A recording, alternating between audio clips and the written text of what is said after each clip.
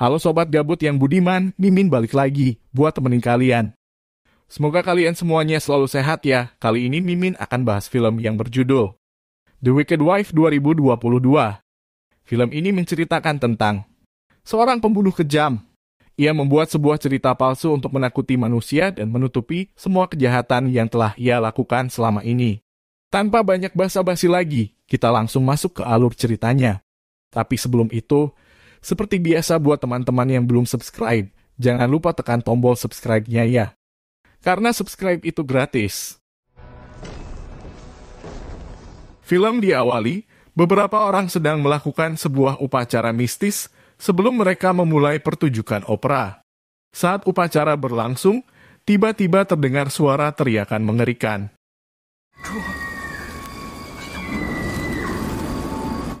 Si ketua tiba-tiba seperti keracunan. Mereka semua mengira itu adalah siluman rubah. Mereka semua pun melarikan diri. Dari mereka yang selamat, hanya tersisa 2 orang, namun mereka bertemu dengan siluman rubah, dan mereka berdua pun mati. Dan itulah sebuah kisah yang diceritakan oleh si buta. Terlihat di sana, ada beberapa orang yang sedang berteduh, mereka semua dari desa yang berbeda. Mereka ingin pergi ke desa yang berada di seberang sungai. Namun karena hujan sangat lebat dan tidak ada perahu yang lewat, akhirnya mereka pun berteduh di sebuah rumah di pinggir sungai. Tiba-tiba datang seorang pria bersama rombongan para polisi. Mereka membawa seseorang yang dianggap sebagai si pembunuh. Pria itu bernama Xiao Tiang. Komandan Xi meminta para prajuritnya untuk berjaga di luar karena mereka akan berteduh di rumah itu sambil menunggu perahu lewat. Mereka semua sangat takut. Karena Xiao Tiang merupakan seorang kepala bandit yang kejam. Ia pun disiksa oleh Komandan Song. Kemudian, Song berkata kepada Xi bahwa kita harus hati-hati dengan orang-orang yang ada di sini. Si buta pun tiba-tiba berteriak lari, hal itu membuat semua orang kaget. Ternyata ia hanya bermimpi bertemu dengan Dewa Rubah. Orang-orang di sana meminta si buta untuk berhenti omong kosong. Namun penjual obat berkata bahwa ia sedikit percaya dengan hal itu, tapi berbeda dengan yang si buta ceritakan. Tetapi cerita yang ia dengar bahwa seorang penjudi busuk bernama Si Jin, ia menikah dengan putri Dewa Rubah. Si Jin memiliki toko kecil di desa, ia sangat suka bermain judi. Saat bermain judi, ia pun kalah dan berhutang kepada pemilik tempat judi itu yang bernama Longnut.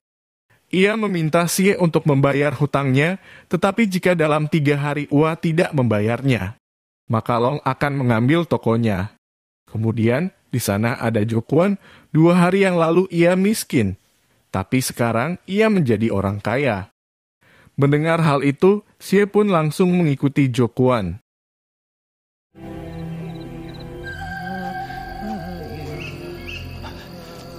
Saat di tengah hutan, Jokuan pun menggali sebuah lubang. Xie pun mengagetkannya. Ia menuduh bahwa Jo akan mencuri sebuah makam, pantas saja ia cepat kaya. Xie kemudian meminta bantuan kepada Jo untuk memberikannya pinjaman uang. Jika tidak, ia akan memberitahu tentang hal ini. Karena ia tidak ingin rahasianya terbongkar, ia pun menyetujuinya. Tetapi ia meminta Xie untuk menggali sebuah lubang. Mereka pun masuk ke dalam lubang itu, mereka menelusuri lubang itu.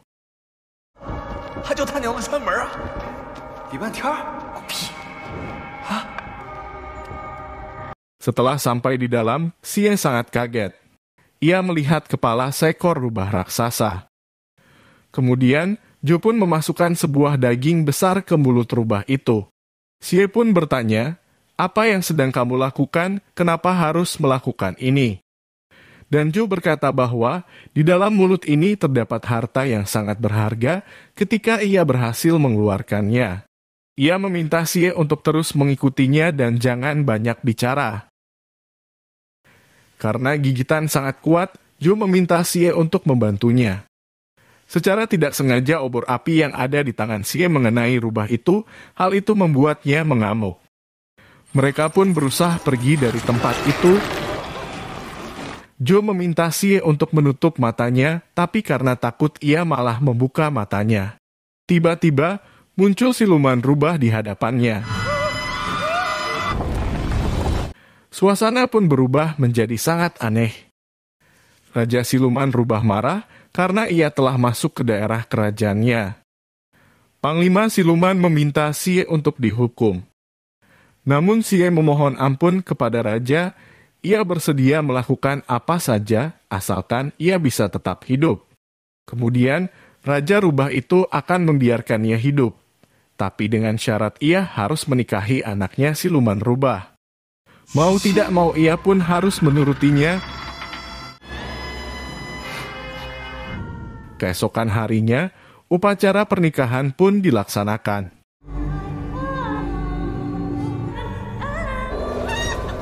Orang-orang desa merasa keheranan, kenapa Sie menikahi sebuah batu nisan. Hal itu pun menjadi sebuah bahan gosip yang hot. Begitulah rumor yang ia dengar. Kemudian, Xiao Tiang berkata bahwa mereka salah, ia tidak pernah memberitahu tentang rahasia gua rubah. Song pun marah, karena Xiao Tiang selalu omong kosong. Ia meminta Xiao Tiang untuk menceritakan apa yang salah. Ia berkata, jika membicarakan marga Xie, ia tidak akan pernah lupa.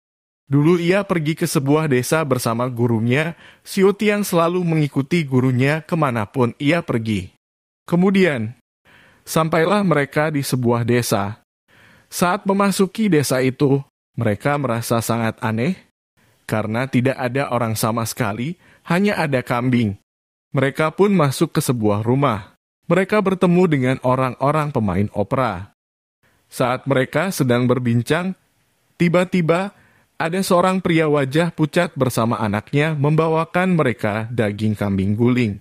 Ia bertanya kepada pria itu, "Kenapa di desa ini tidak ada orang?"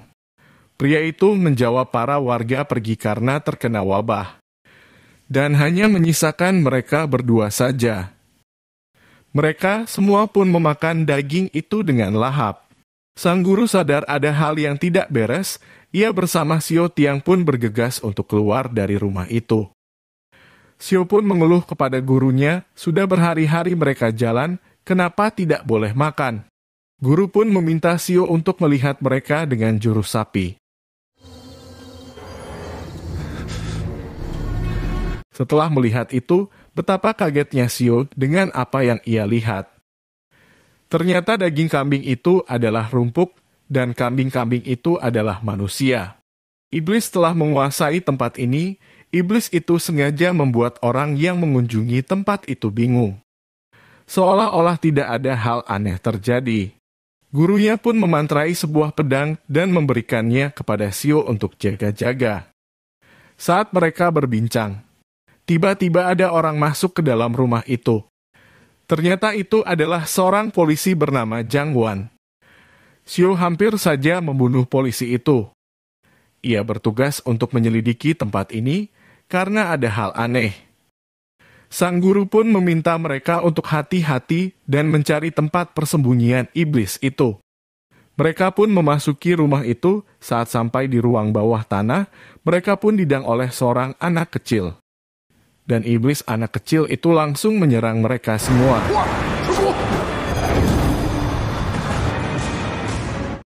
Pada akhirnya, mereka pun berhasil mengalahkan iblis itu. Saat mereka masuk ke dapur, mereka melihat iblis itu. Tanpa basa-basi lagi, Zhang pun langsung menembak iblis itu karena ia tidak percaya bahwa dia itu adalah iblis. Manung iblis itu bangkit dan membunuh Zhang. Kemudian, iblis itu menunjukkan wujud aslinya dan menyerang mereka semua.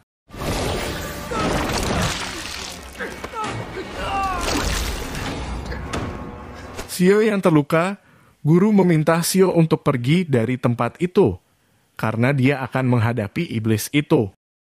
Saat kembali, terlihat ia terluka parah namun guru pun berhasil mengalahkan iblis itu. Guru berpesan kepada Xiao bahwa ia harus berlatih karena iblis itu pasti akan kembali. Karena ia kehabisan kekuatannya, hal itu membuatnya meninggal dunia. Setelah kejadian itu, membuatnya harus kabur ke gunung. Song berkata bahwa ternyata kau pandai ngerang, bagaimana cara membuktikan ia kalau kau itu benar? Xiao Tiang berkata, 15 tahun berlalu, mungkin malam ini ia akan datang. Si berkata, siapa yang akan datang hari ini? Xiao Tiang berkata, siapa lagi kalau bukan siluman rubah? Tiba-tiba terdengar suara nyanyian aneh. Xiao berkata bahwa dia datang. Salah satu dari mereka pun tiba-tiba seperti keracunan dan kejang-kejang. Mereka semua pun panik. Kemudian, para prajurit pun masuk karena mendengar suara keributan. Xiao berkata bahwa iblis itu akan memasuki tubuh seseorang dan sekarang ada di rumah ini. Situasi pun semakin panik, mereka semua sangat ketakutan. Komandan Xi berkata bahwa ia akan melepaskan Xiao Tiang dan bantu kami. Namun Song melarangnya saat Komandan Xi akan membuka rantai itu. Seorang wanita yang ada di sana pun berteriak bahwa jangan buka rantai itu karena ia berbohong. Dan Xiao berkata, akhirnya kamu muncul siluman. Namun wanita itu membantahnya, ia berkata bahwa ia berbohong. Xiao terus menuduh wanita itu adalah jalan siluman rubah. Kemudian komandan berkata, katakan yang sebenarnya, bagaimana kau tahu? Wanita itu berkata, karena ia berasal dari desa Teh, dan hal yang kalian bicara tentang Xie tidaklah seperti itu. Xie adalah seorang yang kaya raya, ia membantu desa Teh selama 3 tahun saat desa dalam keadaan kekeringan. Ia membantu semua orang yang ada di sana. Dan sekarang ia ingat bahwa Xiao Tiang adalah Li Sojung seorang penari dewa. Namun Xiao membantahnya bahwa ia tidak mengenalnya. Wanita itu berkata bahwa ia bukan siluman, benar-benar bukan siluman, dia telah membohongi kalian. Xiao berkata, kalau begitu katakan bagaimana kau membunuh Xie Jin. Komandan memerintahkan RC untuk mengikat wanita itu. Saat akan mendekat, tiba-tiba RC seperti keracunan dan menembak prajurit lainnya. Melihat hal itu, Komandan Xi pun panik. Xiao berkata jangan bergerak, jika tidak kalian akan sama seperti dia. Ia meminta mereka untuk mendekat dan ia pun membacakan sebuah mantra. Wanita itu memohon agar mereka jangan membuka rantai itu. Karena panik dan ketakutan, mereka pun membuka rantainya. Lalu Komandan Xi pun langsung menembaki prajurit yang lain dan ia juga menembak Song. Dan terungkap fakta bahwa ternyata Xi adalah seorang polisi korup.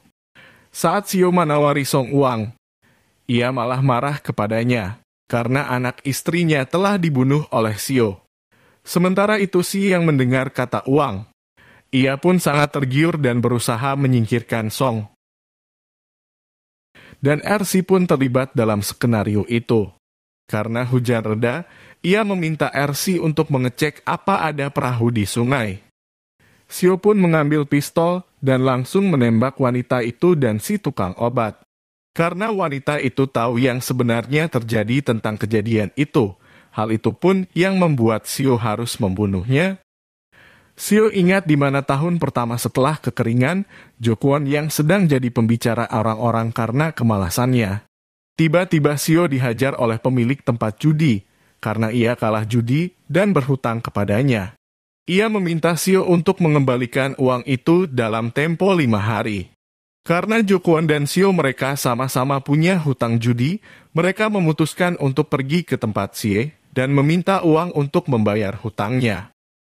Namun saat sampai di sana, mereka berdua pun ditolak oleh asisten Xie, dan ia pun memarahi mereka berdua.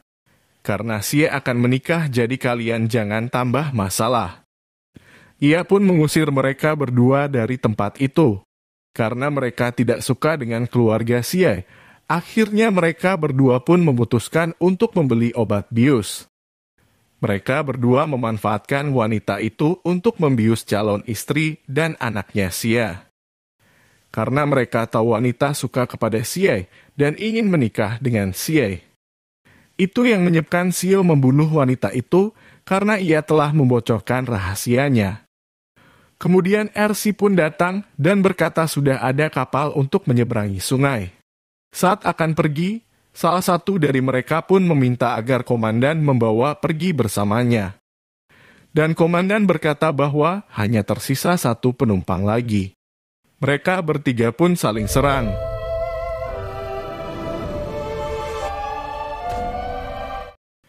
Pada akhirnya mereka bertiga pun mati, dan tersisa anak kecil bersama si kakek buta.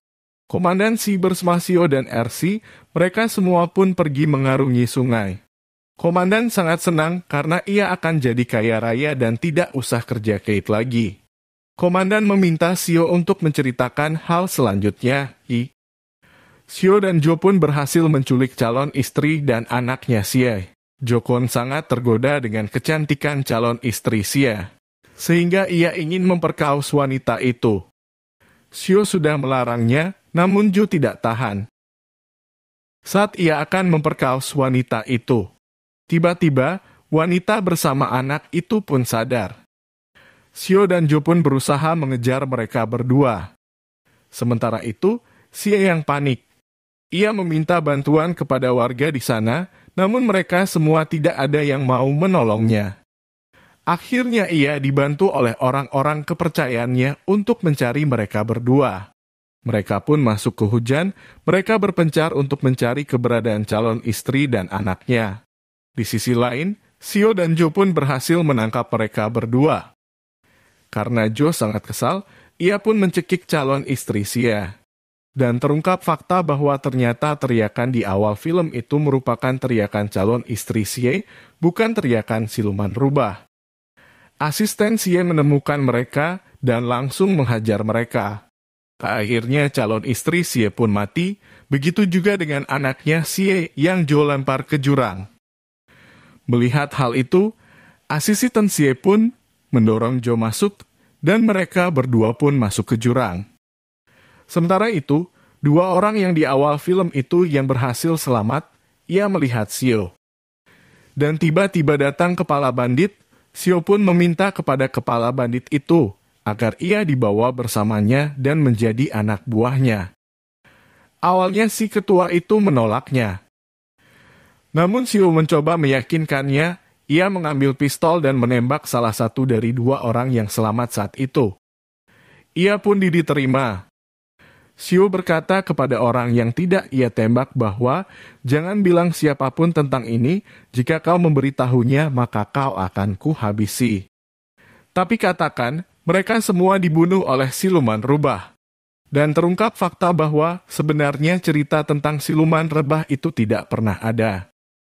Itu hanya akal-akalan Sio untuk menutupi semua kekejaman yang ia lakukan selama ini. Ia telah berjanji akan tetap menikahi wanita itu walaupun ia sudah mati. Dan itulah fakta sebenarnya dari pernikahan Sie dengan batu nisan. Itu adalah pernikahan Sie dengan calon istri yang dibunuh. Bukan pernikahan Sie dengan putri siluman rubah. Itulah kekejaman yang Sio lakukan. Namun saat di perjalanan, betapa kagetnya Sio. Dan fakta pun terungkap, ternyata yang mengemudikan perahu itu adalah si asisten Sia. Ia ternyata masih hidup. Sio pikir pria itu sudah mati karena masuk jurang. Asisten Sia itu sudah bertahun ia menunggu momen ini, ia ingin membalaskan dendam atas kematian keluar Sia. Pada akhirnya, ia mengambil sebuah bom. Dan ia pun meledakkan dirinya bersama Sio dan pejabat polisi korup itu. Dan film pun selesai.